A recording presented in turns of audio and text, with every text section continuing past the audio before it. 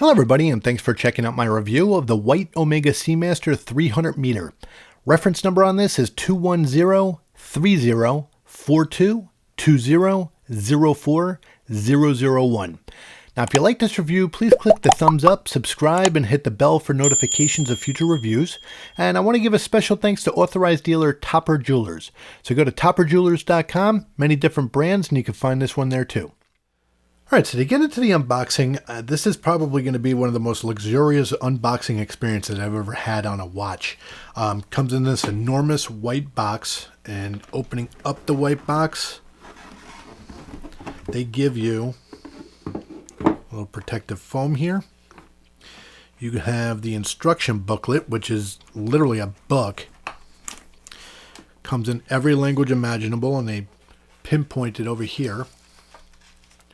So that's the book on how to work a very simple watch.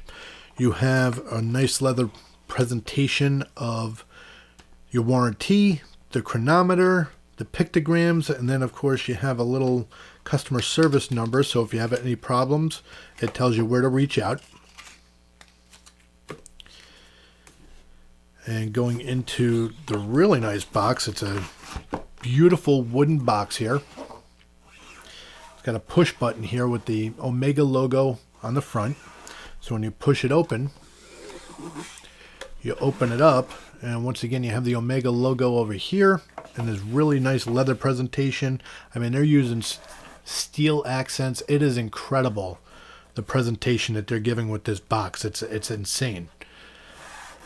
And then of course, get to the watch in a moment there. You have a little section here that you can open up, and they give you a pouch.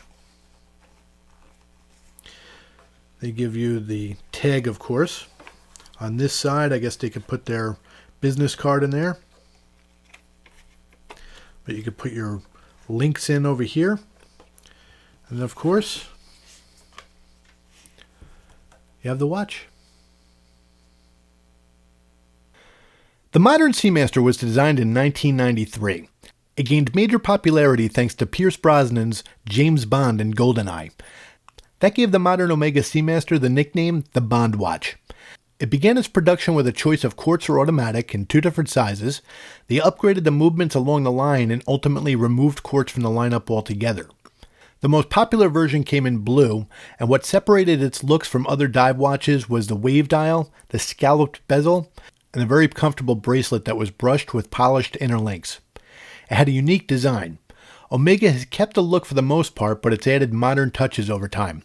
They upgraded the bezel insert to ceramic, and at one point they removed the wave dial, and then they brought it back with laser etching and the zirconium dioxide dial with its atomic symbol laser etched below the center.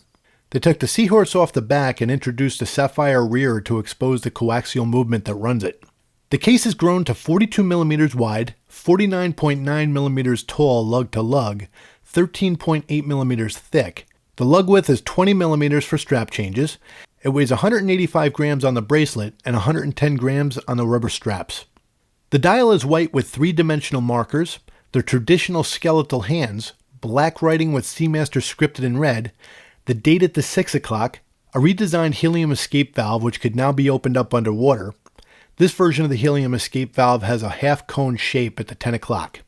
It's a love-or-hate feature among enthusiasts. For me, I like it as a signature look and feature of the Seamaster. It's got the signed screw-down crown with Omega logo at the 3 o'clock. The crown offers nice thick threads and winds smoothly. The scratch-resistant sapphire crystal has anti-reflective coating applied on both sides, making it virtually disappear in most lights. They applied two colors of superluminova, green on the minute hand and the pip, and the hour hand and markers are in blue. Here's how it looks.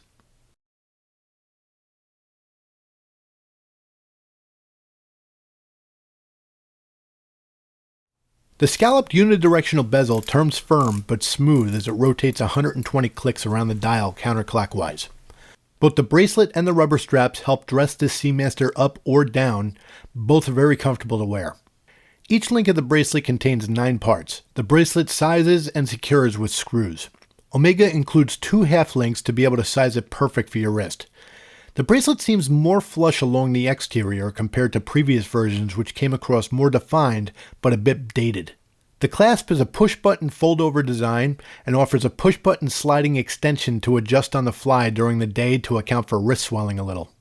It also provides a traditional diver extension to fit over a wetsuit. The bracelet is not tapered, but at 20 millimeters, the width stays comfortable for daily wear. The rubber straps are soft and durable. They fit great, they're long enough for larger size wrists. The keeper is a bit close to the pin buckle. The second keeper has a piece that fits into the last hole that makes it easier to secure so it won't move around. Omega offers a lot of strap choices on their website and boutiques, and the great thing about the white dial is it matches well with many different styles and cover strap options. Although I wish they did it with this version, Omega has developed a quick-release strap change system which was introduced with the America's Cup chronograph. This system will likely increase the sales of their straps when they're easy to swap them out without the need of a spring bar tool and removes the risk of scratching the back of the watch. The movement is incredible. It's the in-house Master Coaxial 8800 with 55 hours power reserve, 35 joules, and it's a Master Chronometer with dual certification by COSC and Metis. This movement has to pass 8 tests and you can review its results online. It's certified with an accuracy rating of up to plus 5 seconds per day. The coaxial was designed to reduce the wear so you can go longer between servicing. This movement is anti-magnetic and it's decorated with Geneva stripes. The comparisons I see regularly across reviews and forums is typically against the Rolex Submariner. The thought is that you're getting a great watch with similar features at half the price, and you can walk into the store and purchase an Omega Seamaster much easier. The comparisons are fair. You're really getting a lot for what you pay for on this watch. But there are many differences in the finish, movement, and style. Because the Submariner is so hard to get, and at the price point it is, many turn to Omega as a viable alternative. It's also got different color choices and bezel and dial combinations that appeal to a very wide base.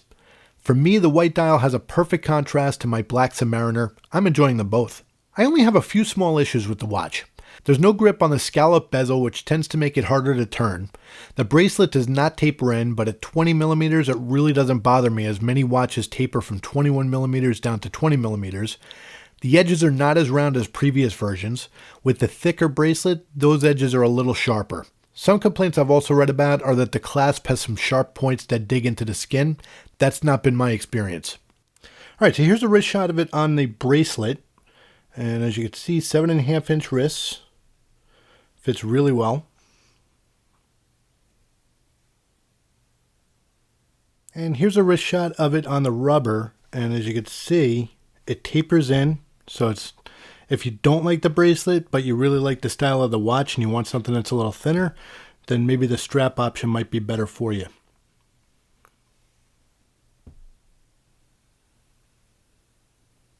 This is another watch I really like. The white pops and the waves have a different look in different lighting. The look of the watch is well balanced, especially with the date at the 6 o'clock. The watch is a little bigger and thicker than previous versions, but the size stayed small enough to appeal to those with larger and smaller size wrists. It's one of the more popular watch brands for a reason. You're getting a lot of watch for the money that you pay for it. Please leave your thoughts on the Omega Seamaster and the different versions in the comments below. Now, if you like this review, please click the thumbs up, subscribe, and click the bell for notifications of future reviews. You could also find me on Twitter at DougFNJ and a great website called WatchUseek.com for great discussion on all brands. You can find this watch and many others over at TopperJewelers.com. I want to thank you again for taking time to watch this review. Be safe and have a great day.